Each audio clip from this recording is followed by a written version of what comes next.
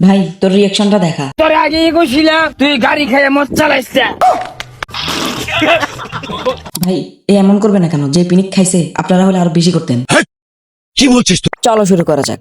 এশার নামাজ পরে আমি নাহিদ রাফি রওনা দিলাম বাজারের উদ্দেশ্যে, কারণ আজকে আমরা বানাতে যাচ্ছি ক্রেজি ড্রিঙ্ক। যাওয়ার পথে দেখি আমাদের এলাকার মনির দাদার মিশুকের চাক্কা ফাস্ট হয়ে গেছে, তো আমরা হিরোর মতো হেল্প করতে গেলাম। ভাই উনি যেভাবে বসেছিলেন মনে হচ্ছিল হরর সিনেমার ভিলেনের ক্যারেক্টার করতেছেন। বাহ, এখন দেখি ভিলেন থেকে মিকার হয়ে গেলেন। ভাই আমি চিন্তা করতেছি ওনারা যদি এক্সট্রা চাক্কা না রাখতেন তাহলে কি করতেন। ও ভাই আমাদের নাহিদ দেখি একাই মিশু তুলে ফেলছে। আমি তো জাস্ট করেছিলাম সাপোর্ট সিস্টেম আর কি।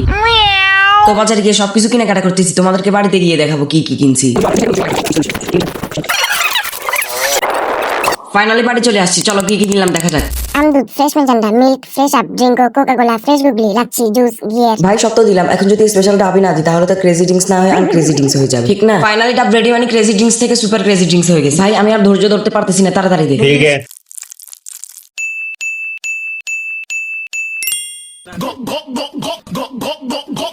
26 রমাদানের ভিতর 300 সাবস্ক্রাইব কমপ্লিট করে দাও, ইনশাল্লাহ এই ভিডিও থেকে 200 হয়ে যাবে।